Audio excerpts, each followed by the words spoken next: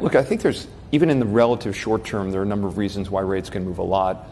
Among them, right, we have a government shutdown. We're going into what looks like a highly probable government shutdown. We're going to have a data shutdown, right? All these little government agencies that put out data that the Federal Reserve relies on to decide whether to, adjust interest rates, they're going to lose access to that data. So we're going to have this sort of like kind of dark period.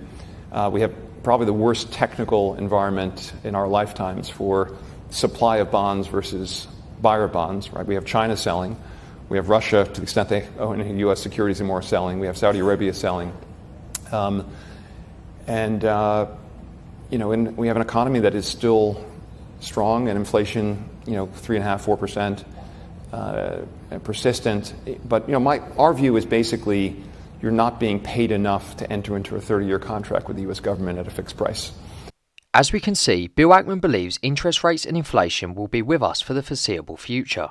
But let's break it down with the mindset of Bill Ackman and how he actually invests. Bill Ackman is the founder and CEO of Pershing Square Capital Management, and as we can see, they have yielded incredible results, beating the S&P by over 3 times since 2004. Bill Ackman is also a massive Warren Buffett fan and invests in the same way, finding wonderful companies at a fair price, making sure they acquire that durable competitive advantage, as he goes on to explain in the interview. The key is owning businesses that have pricing power.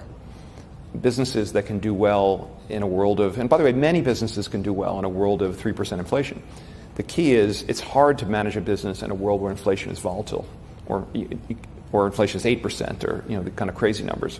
But many businesses can do very well in a world of 3% inflation. And the kind of companies we own, they're very much like royalties. So we own Universal Music, which is a royalty on listening to music. If there's music playing out there, Universal's getting a fraction of a penny for every song that's being streamed.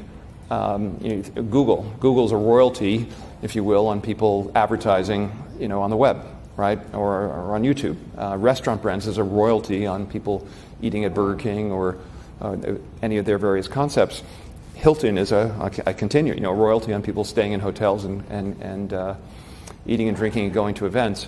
The beauty of these kinds of businesses is, actually inflation is ultimately their friend, right? As long as they can keep their costs, as long as their costs don't inflate as quickly as their revenues. And I think the nature of those, so I feel comfortable owning those kinds of businesses, even if inflation remains high.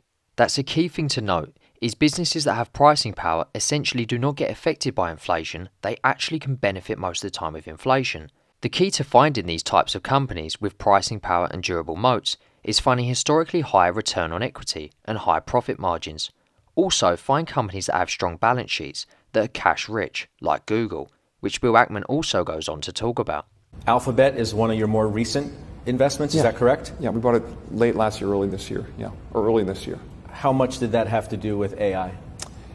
It had a lot to do with AI because AI was the reason why the stock was cheap, right? ChatGPT was launched, incredible game-changing kind of product, and Google really fumbled their offering. And so people said, oh my God, Google's way behind on AI, and the stock sold off to 15 times earnings for one of the greatest businesses in the world. And we did a fair bit of work, but Google's been almost a decade. They bought DeepMind, huge, spending billions and billions of dollars on AI. It's a company known for hiring great engineers. And you could certainly presume they were at a pretty good place on AI, but they're again very different from a startup. They took a much more cautious launch approach, and then kind of fumbled an early demonstration, made people think they were behind, and Microsoft and ChatGPT would sort of, if you will, OpenAI would eat their lunch, and it led to a very mispriced stock. And then we've bought more in the 120s. It's our second largest investment. Another key point that Ackman makes is the price you pay.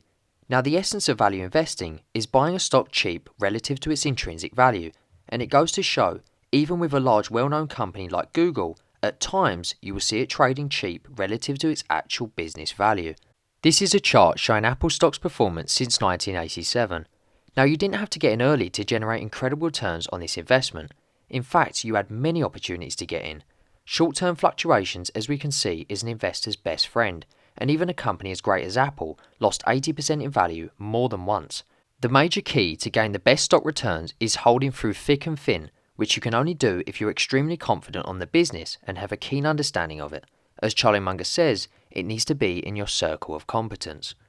All we do is we own really, really great businesses, and if you want to be a successful investor over time and you find a handful of great businesses, doing nothing but owning them is an amazing strategy, and it's underappreciated, if you will, as a successful way to make money. As investors, predicting the future can't be done. We have to work on the present and past data available to us and stack the probabilities on our side.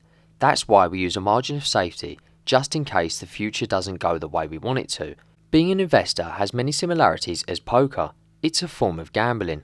No one knows the future outcomes for sure, but if you understand risk and create the right risk to reward situations, you are bound to do well in the stock market. I mean, why do you think Warren Buffett loves the game bridge? He believes it makes his investing game better, and also because he loves and is passionate about what he does. I strongly urge everyone to read this absolute classic, Fooled by Randomness by Nicholas Taleb.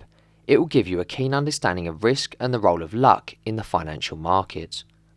I would also like to point out Howard Marks' view on being a contrarian, which essentially means going against the herd. When everyone is filled with optimism, we as value investors should be concerned and be less invested in the markets, as valuations are rich at these points.